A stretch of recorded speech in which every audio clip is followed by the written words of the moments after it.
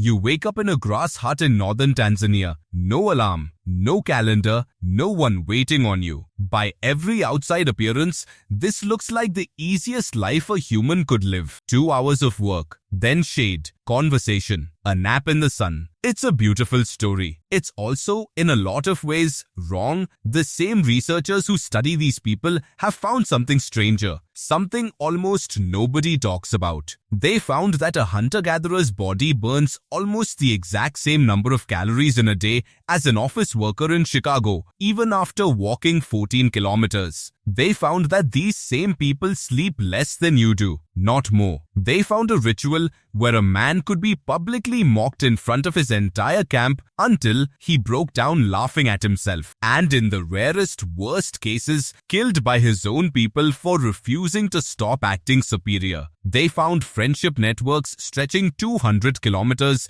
built entirely out of beads. They found bacteria living inside these people's bodies that no longer exist inside yours. None of that fits the peaceful, lazy days version of the past you've probably heard. The real story is stranger. I'm going to walk you through exactly what the research actually says, the parts almost nobody covers. Start with the biggest assumption people make about this topic, that ancient humans were leaner and healthier because they moved constantly, and we don't. In 2012, an anthropologist named Herman Pontzer decided to actually test that. He gave Hadza hunter-gatherers in Tanzania a tracer water and measured, down to the calorie, exactly how much energy they burned in a day. The Hadza walked 8 to 14 kilometers daily, more movement than almost anyone watching this will do all year. Pontzer expected their total energy expenditure to be far higher than a sedentary American's. Instead,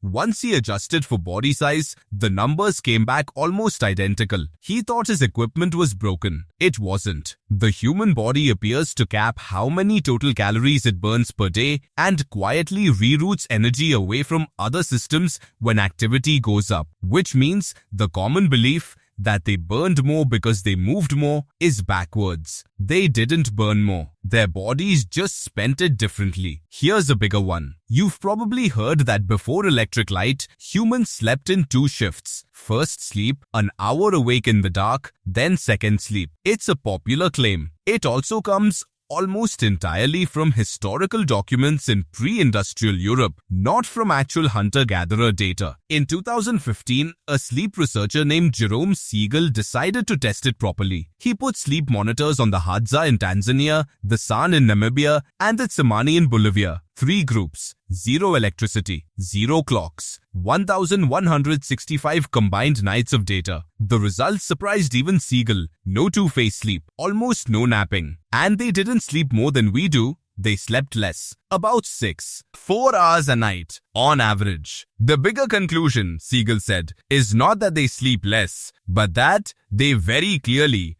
do not sleep more. So if you've ever woken up at 2 a.m. and assumed something's wrong with you, the truth is more boring and more comforting. You're probably sleeping exactly the way humans always have. Now here's what usually gets left out, because it complicates the fantasy. Ancient life wasn't just campfires and conversation. Across dozens of studied hunter-gatherer groups, violence accounted for a strikingly high share of deaths. Among the Ake of Paraguay, over half of recorded deaths before sustained contact were linked to violence. Among the Hiwi of Venezuela, close to a third. Anthropologists still argue over exact numbers. Estimates for the deep past vary a lot depending on the dataset, but the pattern holds across study after study. Pre-agricultural humans died from violence at a noticeably higher rate than people do today, even counting the wars of the 20th century. Real history rarely fits a peaceful, idyllic picture. So if it wasn't peaceful, how did these groups stop themselves from being run by bullies? This is where it gets specific. Anthropologist Christopher Boehm spent decades studying exactly this. Among the Hadza,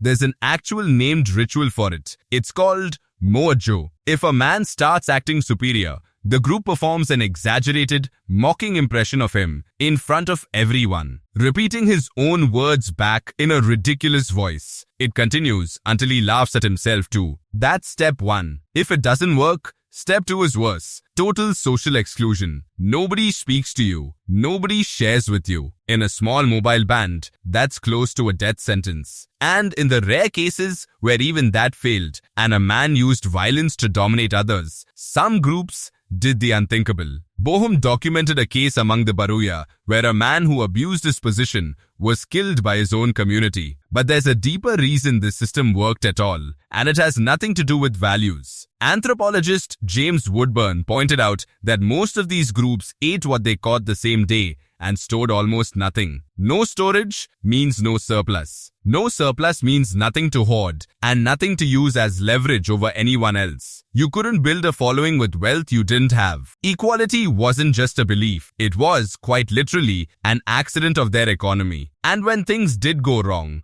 drought, conflict, a bad season, they didn't just stuff it out alone. The .Kung of the Kalahari ran something called Hxaro, a gift exchange network with named partners in other camps, sometimes over 200 kilometers away. You'd give beads, arrows, tools, not for an immediate trade, but as an investment in a relationship. If your own land failed you, you're a standing right to move in with your Hxaro partner and forage on theirs. An insurance policy with no paperwork, built entirely on decades of small gifts. Here's another assumption worth breaking. Man the hunter, woman the gatherer. The oldest cliché in this whole topic. In 2023, researchers reviewed the global ethnographic record of forager societies. Women hunted in nearly 80% of the societies studied. Among the Acta of the Philippines, women hunt wild pig and deer with bows and dogs, and their kill rate holds up directly against the men's. This isn't a modern reinterpretation. It's been documented in the field since the 1980s. The strict division of labor most people assume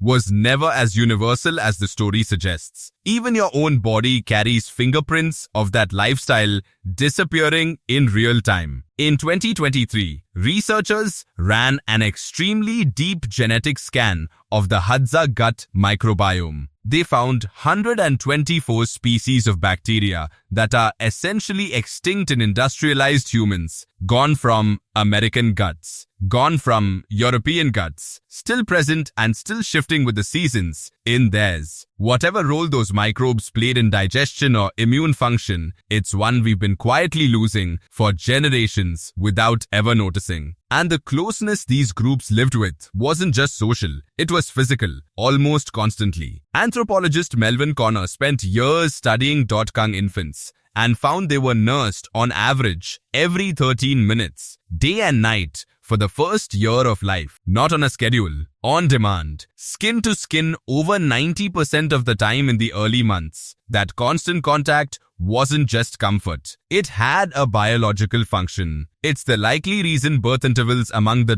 .Kung averaged about 4 years, since frequent nursing suppresses ovulation. A parenting style that looks exhausting on paper was actually the thing quietly regulating the size of the entire group. Their idea of family didn't always look like ours either. In dozens of Amazonian societies, the dominant belief wasn't that a child has one father. It was that a child could have several. Any man involved with a woman during pregnancy was considered to have contributed to the baby and often took on real responsibility for raising it. Researchers have found that children recognized as having a second father had measurably better odds of survival. More caregivers meant more protection. A completely different logic of family, built entirely around a child's odds of making it to adulthood. So what did ancient humans actually do all day? Not the version everyone repeats. They worked hard some days and barely at all on others. They slept less than the popular claim says,